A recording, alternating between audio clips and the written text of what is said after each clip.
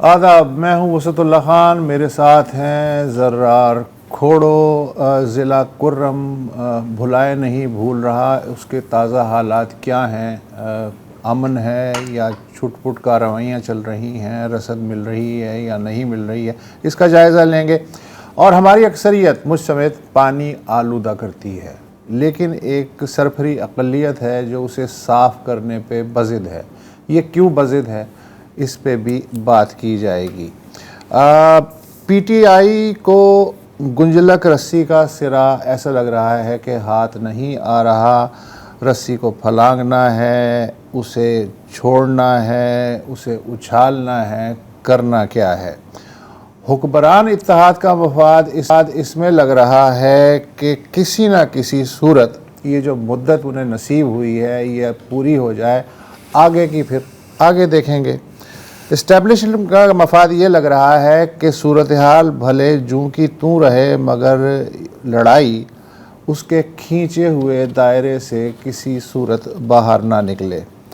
سب صحیح تو چل رہا ہے، مسئلہ ہے کیا؟ ہمارے ساتھ زیغم خان صاحب موجود ہیں۔ ہم ان کا مزید تعارف نہیں کرا سکتے، اسے آپ جانتے ہیں کہ وہ کتنے اچھے اینالسٹ ہیں۔ زیغم صاحب، عمران خان کہتے ہیں کہ خط لکھ دیا، عسکری ذرائع کہتے ہیں خط نہیں ملا، پھر یہ کہا جا رہا ہے کہ اوپن لیٹر ہے۔ اگر ایسا ہے تو پھر خط لکھا نہ لکھا، پہنچا نہ پہنچا، اس سے کیا فرق پڑتا ہے؟ خط کے جو مندرجات سامنے آئے ہیں ان میں بھی کچھ نیا نہیں۔ یہ موقف تو خان صاحب کا ہمیشہ سے ہے کہ آپ کے اقدامات سے بڑی بدنامی ہو رہی ہے، ریاست کی بھی اور ہم سب کی بھی ہے اور آپ کی بھی۔ لیکن جن کی بدنامی ہو رہی ہے انہیں تو ہرگز فکر نہیں ہے۔ خان صاحب کو اتنی فکر کیوں ہے؟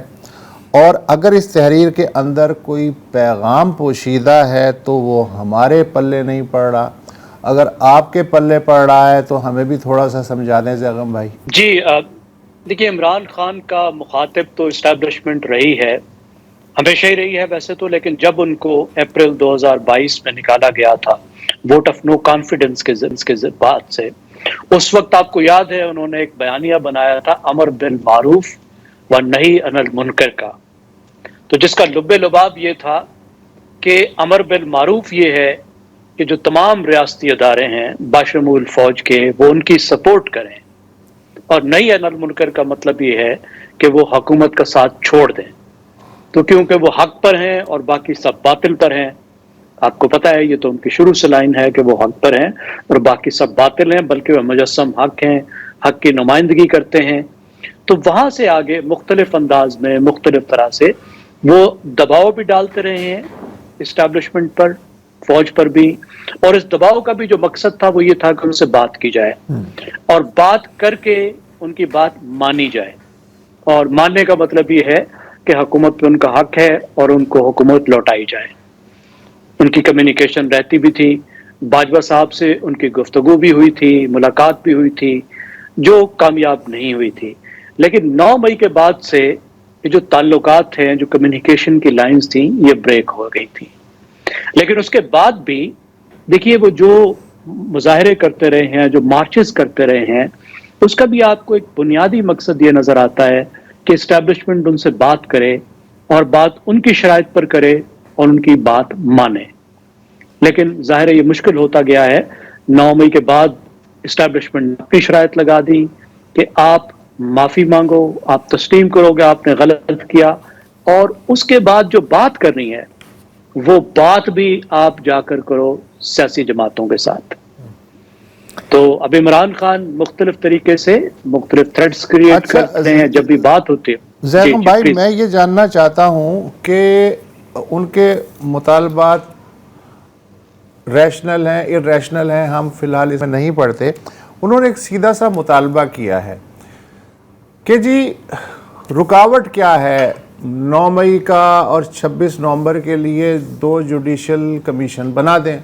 حکومت کہہ رہی ہے کمیشن تو نہیں بنیں گے، تو اس میں حرج کیا ہے؟ یہ کوئی اتنا بڑا پہاڑ جیسا مطالبہ تو نہیں ہے کہ جو پورا نہ ہو سکے، خاص طور پر اگر آپ دیکھیں کہ اس وقت جوڈیشری کا کیا حال ہے۔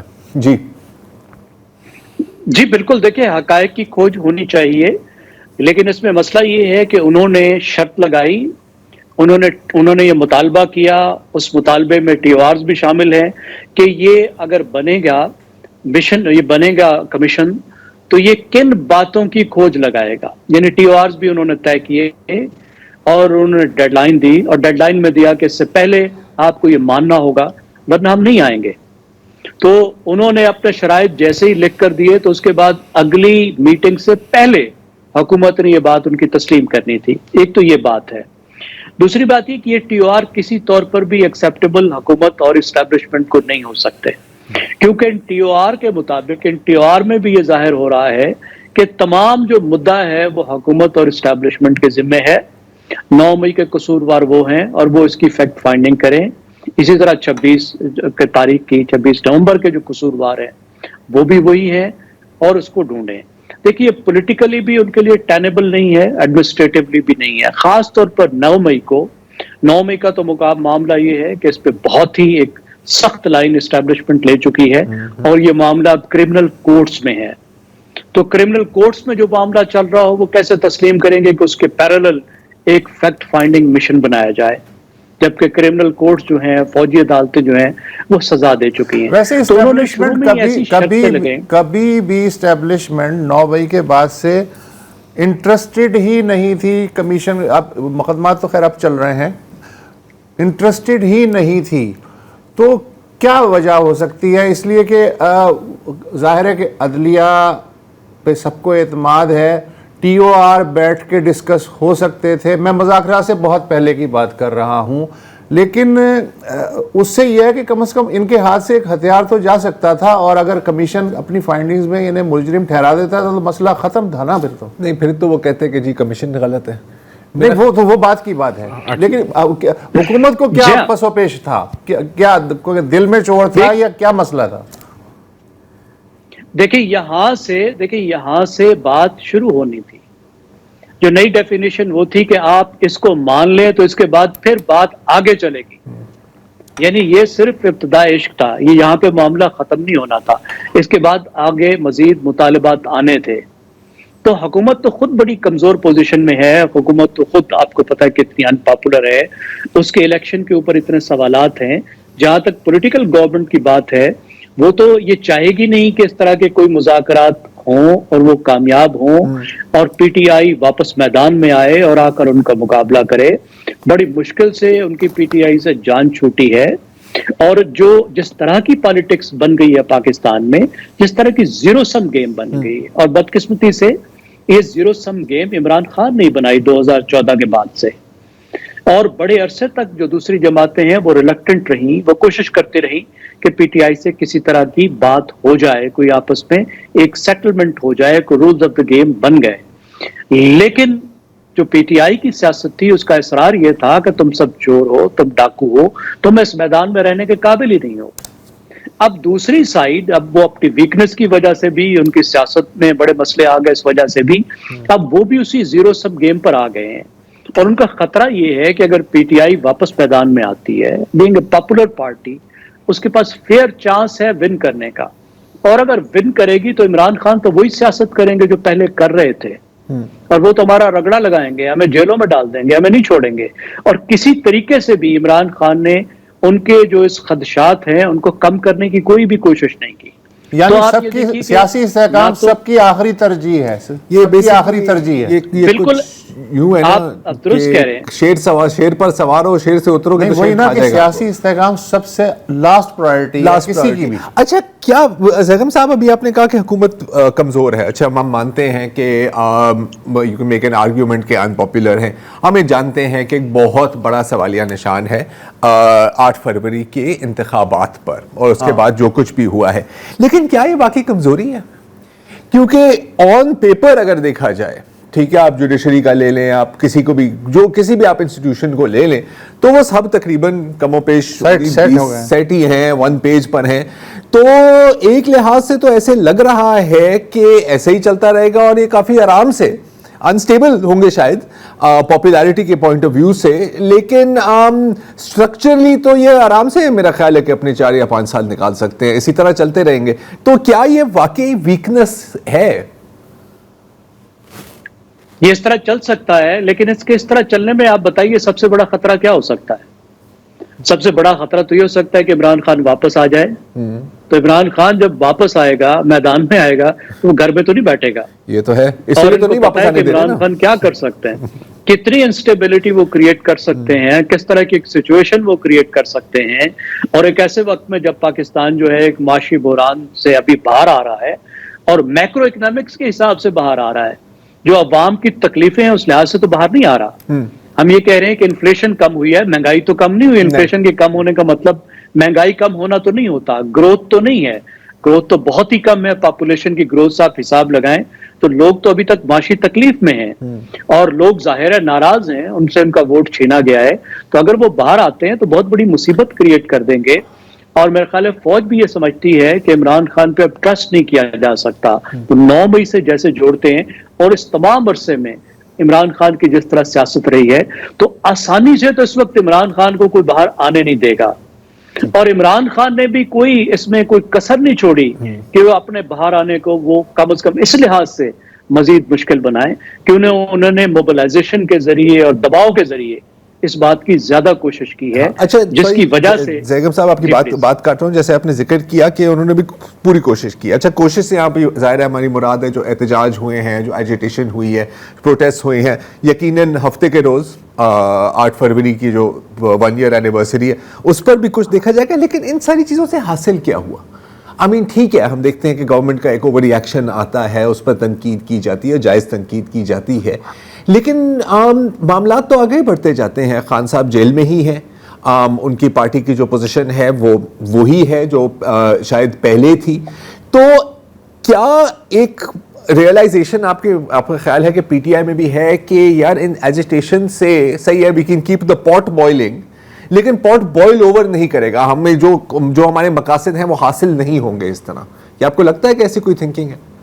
जी ज़रा आप इस जो मोबिलाइजेशन आपने बताई है इसमें उन नैरेटिव्स को भी शामिल कीजिए, जिसमें जो पाकिस्तान की फौज के सरबराह हैं, जो रियासती अदारे हैं, उनके जो सरबराह हैं, उनको भी जिस तरह की उसमें लैंग्वेज है, जिस तरह के उसमें नैरेटिव, उसको भी ज़हन में रखिए। फिर बैनुल-अक़वामी तौर पर जो कोशिशें की गई उसके भी रखिए, IMF के लेटर से शुरू करके फिर कांग्रेस, उसके बाद रेमिटेंसेस, अब ये तमाम चीज़ें जो इंतहाई चीज़ें हैं। तो मैं नहीं समझता कि इनका कोई बहुत फायदा हुआ है। अगर तो 9 मई या 26 नवंबर को लाखों लोग बाहर निकल आते, अब ये तरीकाकार तो तब तो मुश्किल हो सकती थी। ये तरीकाकार उस वक्त कामयाब हो सकता है जैसे सलमान अकरम राजा साहब ने भी एक दफा कहा था और ठीक कहा था कि 8-10 लोग बाहर निकलेंगे तो तब बात हो सकती है। या तो इस तरह हो जाए कि लाखों लोग निकल लें और मुसलसल निकलें जैसे कि बांग्लादेश में हुआ था, या तारीख चाहे किसी 3 हमारे बड़े शहरों में मुसलसल लाखों लोग निकले, हर रोज निकले, स्पॉन्टेनियसली निकले। तो फिर तो आप ऐसे कर सकते हैं कि आप गर्दन से पकड़ लें हुकूमत को और अपनी बात मनवा लें। दूसरी सूरत में तो यही है कि आप अपना रास्ता निकालें और आप ये देखें कि आपसे पहले वाली जमातें जब आप जैसी सूरत हाल में होती थी तो वो क्या करती थी, कि वो कुछ ना कुछ दबाव भी डालती थी, लेकिन वो साथ साथ मुज़ाकरात का भी रास्ता अपनाती थी और वो कोई अपने लिए रास्ता निकालने की कोशिश करती थी। और आपने जिस मुसीबत में हैं उस मुसीबत में आप खुद को भी तो लेकर आए हैं और पूरी सियासत को भी तो लेकर आए हैं ना। चैरिट ऑफ डेमोक्रेसी का आपने ही कबाड़ा किया ना, आपने ही सियासतदानों को एक तरफ करके एक 1 पेज सिस्टम बनाया, कैसा हाइब्रिड सिस्टम बनाया जिसमें सियासत और सियासतदान सेकेंडरी हो गए हैं। अब अगर इस पूरी चीज को तब्दील होना है तो फिर तो आपको सियासतदानों के साथ मिलकर ही काम करना होगा ना। मतलब फिर तो ना ही समझे ना, क्योंकि ना इन्होंने चोरों डाकों के साथ बैठना है, ना इन्होंने चोरों डाकों के नक्शे कदम पर चलना है। तो बहुत बहुत शुक्रिया ज़ैगम साहब, सॉरी वक्त कम है। तो देखें लाखों लोग ने तो नहीं निकलना, तो नहीं लग रहा, तो फिर ऐसे ही चलता रहेगा वो सब। यार सब सेट है यार, सब सेट है, ऑल इज वेल। चले फिर एक वक्फा ले लेते।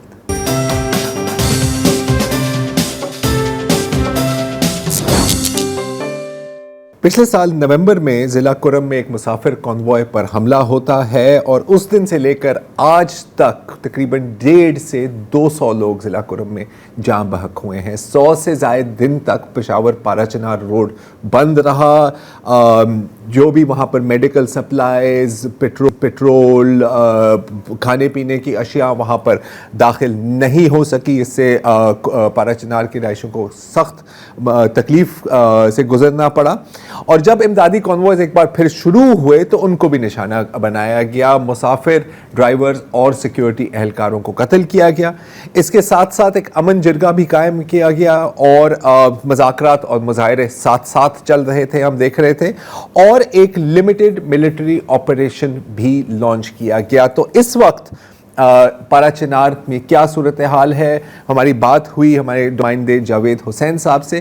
میں نے ان سے یہ پوچھا کہ کوہاٹ جرگے کے بعد کچھ حد تک ہم نے دیکھا کہ ٹینشنز میں کمی ہوئی ہے. کیا یہ مذاکرات کا سلسلہ ابھی بھی جاری ہے، اور اگر ہاں تو کس ماحول میں مذاکرات کیے جا رہے ہیں؟ بالکل، کوارڈ معاہدے کے بعد اکثر شیعہ سنی کے مشرانوں کے درمیان بیٹھ کے ہوتی رہی ہے اور جاری ہے. گزشتہ روز بھی پشاور میں اہل سنت کے جانب سے کھانے کا اہتمام کیا گیا تھا. اس سے پہلے شیعہ مشرانوں کی جانب سے کھانے کا اہتمام کیا گیا تھا. ایک طرف لوگ پر امید بھی ہے ان بیٹھکوں سے، لیکن دوسری جانب جو مشکلات ہے پارا چنار میں وہ روز بروز بڑھتے جا رہے ہیں. ان جرگوں کا اور معاہدے کا کوئی اثر دکھائی نہیں دے رہا ہے کہ لوگ یہ سمجھے کہ ہاں روڈ کھل گیا یا ادویات پہنچ گئے یا جتنی بھی اوورسیز پھنس گئے ہیں وہ اپنی جگہوں پہ پہنچ گئے ہیں. تو یہاں پہ لوگوں کو جو مشکلات ہے وہ وہی مشکلات ہے، کوئی اس میں لوگوں کو راحت نہیں ملی ہے. تو جرگے جاری ہے اور لوگوں کو یہی امید ہے کہ جو ابھی شیعہ سنی مشرانوں کے درمیان ابھی روایات کے مطابق جرگے ہیں، اس سے تھوڑے لوگوں کو امید ہے. لیکن جو ہم تک خبریں آ رہی ہیں اس کے مطابق امداد اور رسد کی صورتحال پہلے کے مقابلے میں تو بہتر ہے اور جھڑپوں میں بھی کمی آئی ہے. کیا ایسا ہی ہے؟ نہیں، حالات پرامن ہے اور راستے جو ہے وہ گزشتہ 4 مہینوں سے بند ہے. اور جو ضروری سامان ہے، ادویات، گیس، پیٹرول، وہ نہیں پہنچ رہے، بلکہ کنوائیوں میں سبزی اور دوسری جو ضروریات کے سامان ہے وہ تو پہنچ رہا ہے. لیکن لوگ یہ شکایت کر رہے ہیں کہ پیٹرول، گیس اور ادویات کا پہنچنا بہت ضروری ہے، لیکن 6 کنوائیاں پارا چنار پہنچ گئی ہے، لیکن چھٹے کنوائی میں بھی یہ سامان نہیں تھا. تو اس وجہ سے لوگوں کے جو مشکلات ہے وہ بڑھتے جا رہے ہیں. اور دوسری جانب صوبائی حکومت جو بار بار یہ دعوی کر رہی ہے کہ ادویات پہنچائے جا رہے ہیں اور ہیلی کے ذریعے لوگوں کو پشاور بھیجا جا رہا ہے، لیکن وہاں پر بھی نہ صوبائی حکومت کے ادویات ضلع کرم کے لوگوں کے کام آئے، اور باقی جو ہیلی میں لوگ جا رہے ہیں تو لوگ یہی شکایت کر رہے ہیں کہ منظوری نظر بندوں کو ہیلی میں لے کے جا رہے ہیں، اور جو بیمار ہے اور اوورسیز جو پھنس گئے ہیں ان کو کوئی بندہ لفٹ نہیں کروا رہے، اور جو مالدار ہے، جاگیردار ہے، ان لوگوں کو ہیلی کے ذریعے ٹرانسفر کیے جا رہے ہیں. جی اچھا، اب ہم جانتے ہیں کہ ایک لمیٹڈ ملٹری آپریشن ہم کہہ سکتے ہیں کہ وہاں پر لانچ کیا گیا. بنکرز کو خالی کرنے کی کوشش کی جا رہی ہے، گن شپ ہیلی کاپٹرز کو بھی استعمال کیا جا رہا ہے. کیا اس سے کوئی فرق پڑا ہے گراؤنڈ پر؟ جو آپریشن کے حوالے سے انتظامیہ اور پولیس اور سیکیورٹی فورسز نے یہ کہا تھا کہ ہم نے بگن اور ارد گرد کے جو علاقے ہیں وہاں پر آپریشن سٹارٹ کیا. 5 دن بعد پھر اعلان ہوا کہ آپریشن کامیاب رہا اور آپریشن ایک قسم کلوز کیا. اور دوسری جانب اسی علاقے میں آپریشن کے دوران بھی دھرنا جاری تھا، اور آپریشن کے خاتمے کے بعد اسی علاقے میں کنوائی میں جو تیل اور پیٹرول کی گاڑیاں تھیں وہاں ان پر فائرنگ بھی ہوئی. تو لوگ شکایت کر رہے ہیں کہ کیوں اس علاقے کو کلیئر نہیں کیا جا رہا ہے، جبکہ ضلع انتظامیہ کا کہنا ہے کہ کوارٹ معاہدے کے بعد مجموعی طور پر 28 بنکرز ختم کر دی گئے ہیں، اور ضلع انتظامیہ کا یہ بھی کہنا ہے کہ امن معاہدے کے روح سے 14 نکاتی جو معاہدہ ہے اس کو عملی جامہ پہنانے اور عوام کو ریلیف دینے کے لیے مختلف اقدامات بھی جاری ہے علاقے میں۔ دوسری جانب اہل سنت کے مشران بار بار یہ جرگوں اور پریس کانفرنس میں کہتے ہیں کہ راستہ جو ہے وہ ہم نے بند نہیں کیا، تو شیعہ جتنے بھی مشران ہیں یا جوان ہیں تو وہ یہ بار بار پوچھ رہے ہیں کہ جب اہل سنت والوں نے راستہ بند نہیں کیا تو پھر کس نے بند کیا؟ تو راستہ ریاست کی ذمہ داری ہے، چاہیے کہ جلد سے جلد جو آمد و رفت کے راستے ہیں وہ کھل جائے تاکہ معاملاتی زندگی بحال ہو جائے۔ دوسری جانب زرار صاحب اپر کھرم پارا چنار کی جو تحصیل چیئرمین ہے مزمل حسین، اس کو بھی جو دھرنا دیا جا رہا تھا پارا چنار پریس کلب کے سامنے، مرکزی جو دھرنا تھا، اس پیار میں اس کو گرفتار کیا گیا ہے اور ابھی تک عدالت میں بھی پیش نہیں ہوا ہے۔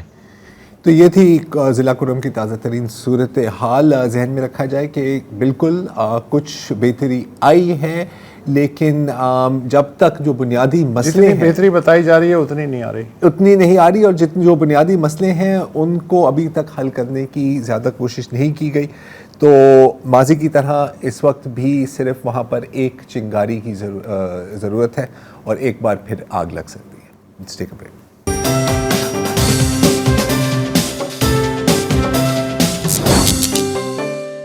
کراچی کی نہروں، ندیوں اور گٹر کے نالوں میں کوئی زیادہ فرق نہیں ہے۔ اگر آپ ملیر ندی کو لے لیں، آپ لیاری ندی کو لے لیں، یا آپ نہر خیام کو لے لیں، کم و بیش ایک ہی بات ہے۔ آپ دیکھیں گے کہ کراچی کے تمام واٹر ویز جو ہیں انتہائی آلودہ ہیں۔ ان میں آپ مچھلیاں تو ہرگز نہیں پکڑ سکتے، لیکن آپ انسانی فضلہ، ہر قسم کا کچرا، انڈسٹریل ویسٹ، ہیوی میٹلز وغیرہ بہت آسانی سے آپ کو مل جائیں گے۔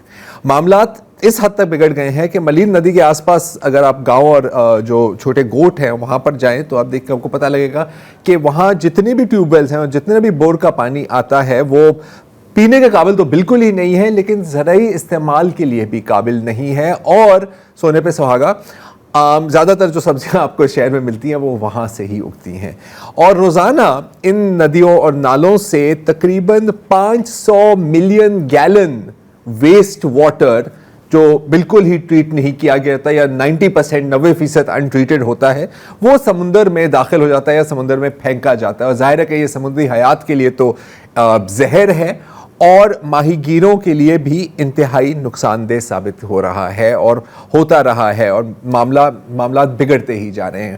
تو کیا کیا جائے؟ ظاہر ہے کہ بہت بڑے پیمانے پہ کام کرنے کی ضرورت ہے، لیکن جیسے ہمارے چینی دوست اکثر کہتے ہیں، 1000 میلوں کا سفر بھی ایک قدم سے ہی شروع ہوتا ہے۔ تو آج ہم نے دو ہمارے مہمانوں کو دعوت دی ہے جنہوں نے یہ قدم لیا ہے۔ I B A student Abru and doctor Fauzia Parveen, assistant professor environmental scientist ہیں by training at Aga Khan university. Nazish, میں آپ سے آغاز کرنا چاہ رہا ہوں، آپ پلانٹس، واٹر پلانٹس استعمال کر کے کوشش کر رہی ہیں، آپ کا بھی پائلٹ پروجیکٹ ہے کہ ان نہروں اور ندیوں کو صاف کیا جائے، یہ کیا سائنس ہے، آپ ہمیں سمجھا سکتی ہیں؟ دیکھیں، بیسیکلی میں پرابلم سٹیٹمنٹ سے سٹارٹ کروں گی کہ 20 ملین کی آبادی ہے، ریپڈ اربنائزیشن ہو رہی ہے، کتنے لوگ یہاں پہ رہ رہے ہیں، جتنے لوگ رہ رہے ہیں اتنی ریسورسز ایکسپلائٹ ہو رہی ہیں، تو اسی سے پرابلم سٹیٹمنٹ سے جیسے 5 ملین ویسٹ واٹر کر کون رہا ہے، ہم ہی آبادی لوگ، ٹھیک ہے۔ تو اب ہم نے سوچا، بینگ اسٹوڈنٹس، ہماری ریسرچ تھی students society of climate change, جس کو بیونڈ دا کلاس روم ابھی مانیٹر کر رہے ہیں، تو ہم اسٹوڈنٹس نے ایک نیچر سولوشن کا انتخاب کیا۔ ہم نے سوچا کیوں نہ ہم ویسٹ مینجمنٹ کریں ود رائزو فلٹریشن اینڈ فائٹومیڈیشن پروسیس، جس میں ڈک ویڈ، واٹر ہائسن، واٹر لیٹس بہت ہی مفید ثابت ہوتے ہیں ان ڈرینس کو صاف کرنے کے لیے۔ اسی لیے ہم نے سوچا چلیں ہم ان کا انتخاب کرتے ہیں۔ بٹ اب مسئلہ یہ ہے کہ کراچی کا جو پانی ہے وہ لاکٹک ایکو سسٹم ہے، یعنی بہتا ہوا پانی جو سٹل واٹر نہیں ہے۔ اگر ہم نے پلانٹس لگائے بھی صحیح تو وہ بہہ جائیں گے۔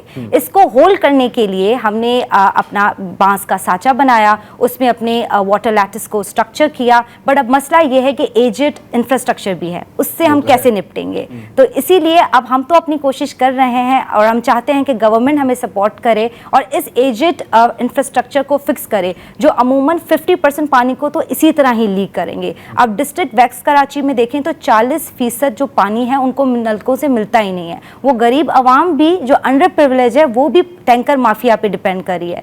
अब आप देखें वो पानी लें या खाना खाएं, और ये वही हशर हो रहा है जो हम केप टाउन या अफ्रीका में देखें। अब आगे जाके पानी ना रहेगा तो हयात कैसे रहेगी, हम कैसे रहेंगे, जानवर कैसे रहेंगे। तो इसी को मद्देनज़र रखते हुए मैं और मेरी टीम मेंबर्स ने ये इक़्तिदाम लिया है।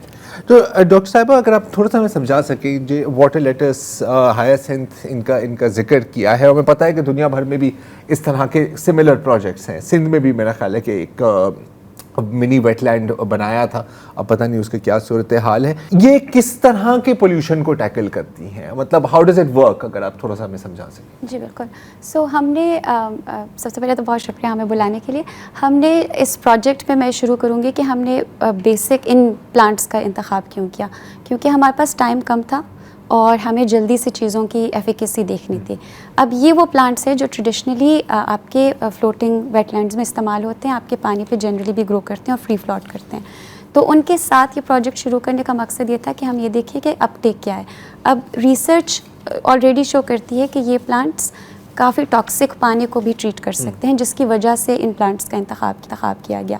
मगर जहाँ तक मुकम्मल ट्रीटमेंट की बात है तो उसके लिए काफ़ी अरसे से काफ़ी लंबी रिसर्च हो रही है, जिसमें डिफरेंट और तरह के प्लांट्स को कंस्ट्रक्टेड फ्लोटेड वेटलैंड्स में in combination with the species and sometimes different types of species, जैसे कि टाइफा हो गया, जो कि इस्टेब्लिश्ड हैं काफ़ी टाइम से कि ज़्यादा टॉक्सिक वाटर को ट्रीट करते हैं, वो उनके साथ कॉम्बिनेशन में भी इस्तेमाल किया गया है।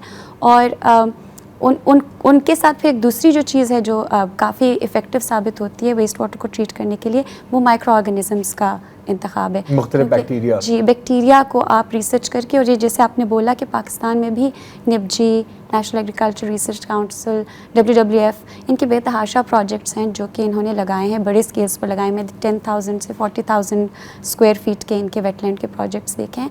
मगर ये बड़ी ऑर्गेनाइजेशंस हैं जिनके पास रिसर्च फंड है। स्मॉल स्केल पे छोटे छोटे इंफ्रास्ट्रक्चर में जहाँ जहाँ पानी अवेलेबल है, जहाँ जहाँ अपॉर्चुनिटीज़ अवेलेबल हैं स्टूडेंट्स के लिए या लोगों के लिए, हाउस होल्ड लेवल पे आपके पास अगर आपका अपना ग्रे वाटर निकलता है उसको आप ट्रीट करें, तो आप एसेंशियली सिटी का जो लोड है, और कराची शहर का आपको पता है कि कितना लोड है, कि अनफॉर्चुनेटली हर बड़े शहर में पाकिस्तान के जो आपका स्टॉर्म वाटर ड्रेन होता है, जिसका काम आपके साफ़ पानी को समंदर तक पहुँचाना होता है, लोगों ने उसको नाले को गंदगी से एफिलिएट किया, हालांकि इट्स सपोज टू टेक साफ़ पानी टू द ओशन, साफ़ पानी टू द वाटरशेड। अब हमने जब उसको गंदे पानी का नाला बना दिया है, तो हम सब की रिस्पॉन्सिबिलिटी है कि उसका लोड कम से कम रखें। इस तरह के कई इक़दामात करें जिसके थ्रू हम पानी को कम गंदा कर सकें। लेकिन this is a small part of the picture. I mean कोई ये नहीं कह रहा कि यार इससे मतलब सारे कराची के वाटरवेज साफ हो जाएं। इन टर्म्स ऑफ इफेक्टिवनेस, जैसे रिसर्च में 30% से 90% तक के रिमूवल्स रिपोर्ट हैं, बोथ BOD, COD और हैवी मेटल्स के भी। डिपेंड करता है किस तरह का प्लांट, और फिर ज़ाहिर उसमें कॉन्टेक्ट टाइम चाहिए होता है, डेप्थ और हर चीज़ आप देखते हैं, तो वो इंजीनियरिंग के मसाइल हैं। मगर 90 to 95% रिमूवल रेट्स मैंने फाइटो रेमीडिएशन के बहुत सारे पेपर्स में देखे हैं। अच्छा नाजिश, अब आपने मलीद नदी में मेरा ख्याल है ये बेसिकली हमने कोरंगी नदी पे अपना प्रोटोटाइप कोरंगी नदी में। अच्छा, तो पहले तो जाहिर है कि अगर मतलब पानी को साफ करने की बात हो रही है तो पहले ये देखना होगा कि पानी कितना आलूदा है, पानी कितना मतलब कि इसमें किस किस्म के टॉक्सिन्स हैं, क्या कुछ नहीं है। तो आपने मेरा ख्याल है कि इसकी टेस्टिंग कराई, तो वहाँ पर क्या हुआ, अगर आप मुझे थोड़ा सा बता सकें। सर देखिए, जब हमने टेस्टिंग कराई तो हमने सरफेस वाटर लिया और PCSR, मतलब ऊपर से आपने जी PCSR लेबॉर्ट्री को हमने वो सैंपल भेजा। जब सैंपल की रिजल्ट आई तो उसमें हैवी मेटल्स डिडक्टेड नहीं थे, इवन E. coli भी less than 1 था, जो I think normal drinking water में भी पाया जाता है। फिर मैंने सोचा हो सकता है कि वो हमारी लूप होल हो, हमने वाटर टेस्टिंग आइडियल फॉर्म में नहीं सही की हो। तो उसके लिहाज से भी फिर मैंने दोबारा वाटर टेस्टिंग भी की, तो फिर से यही रिजल्ट आए। तो फिर जब मैंने एक्सपर्ट से बात की तो उन्होंने कहा कि आइडियल वाटर सैंपलिंग के लिए आपको बॉटम सैंपलर होना चाहिए जो 1 मीटर की गहराई में जाके सॉइल सेडिमेंट पे पहुंच के हैवी मेटल्स को एब्जॉर्ब करे। अब देखिए, अब जब नेक्स्ट हमें अपनी फंडिंग मिलेगी तो हम अपनी प्रॉपर सैंपलिंग को फोकस करेंगे कि हम प्रॉपर तरीके से वो हैवी मेटल्स को डिडक्ट कर पाएं। सही है। तो ये तो इस तरह की जो अप्लाइड, मतलब दिस इज अप्लाइड साइंस ना, in very real senses. Idea आपके पास कहाँ से आया ये?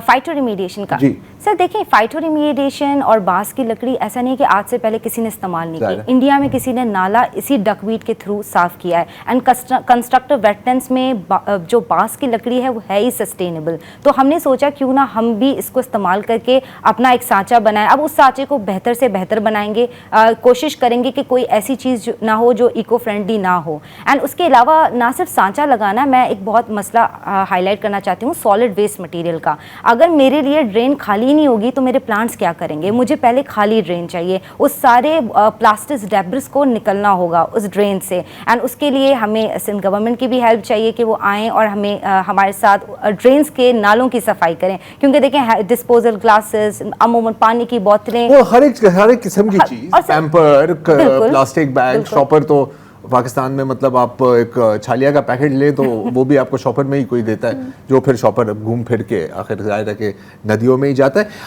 आपकी मुलाकात हुई थी, आपने सिंध हुकूमत का जिक्र किया, आपकी मुलाकात हुई थी मेरा ख्याल है मुर्तज़ा वहाब के साथ। जी, उन्होंने आपसे क्या कहा है, क्या वादे किए हैं? हम एक छोटा सा वक्फा लेते हैं तो उस पर बात करें। ठीक है सर।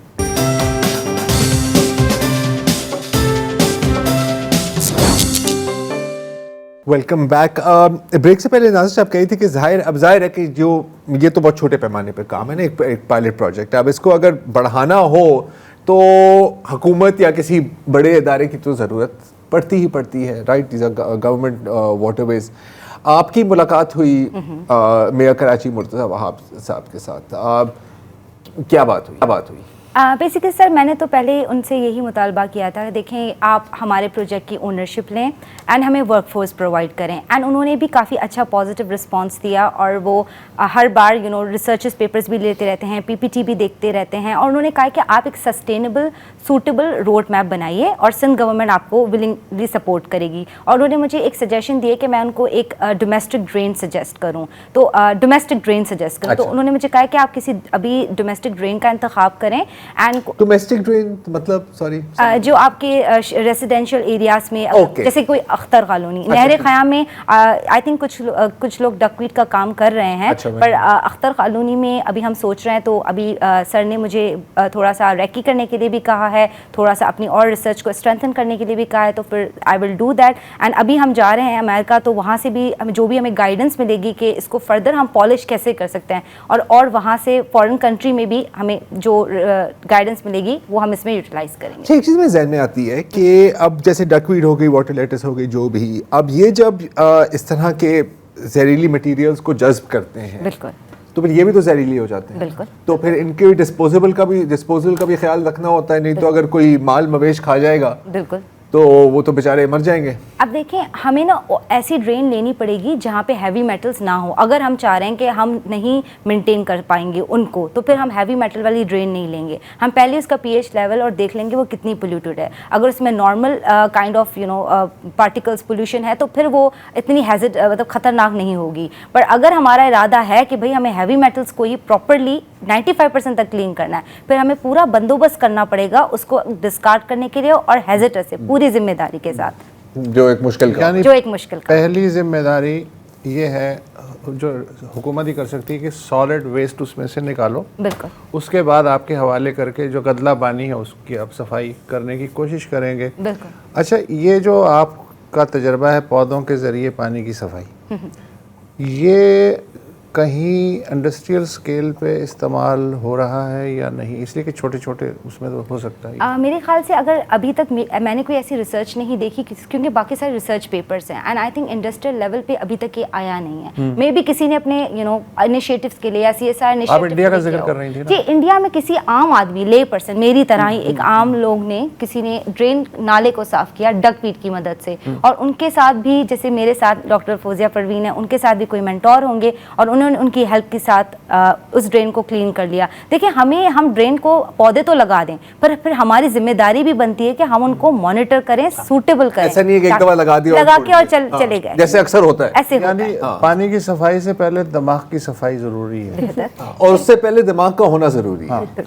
एक चेन आई थिंक ट्रीटमेंट पे एक चीज़ ऐड करना ज़रूरी है कि जनरली जो लार्ज स्केल आपका ट्रेडिशनल वेस्ट वाटर ट्रीटमेंट होता है उसमें एक प्री ट्रीटमेंट का प्रोसेस होता है, फिर प्राइमरी ट्रीटमेंट होती है, फिर सेकेंडरी ट्रीटमेंट होती है, फिर टर्शरी ट्रीटमेंट होती है। ये इतना सिंपल है नहीं, आपको पता है कि ये कॉम्प्लेक्स है और डिपेंड करता है वेस्ट वाटर की स्ट्रेंथ पे।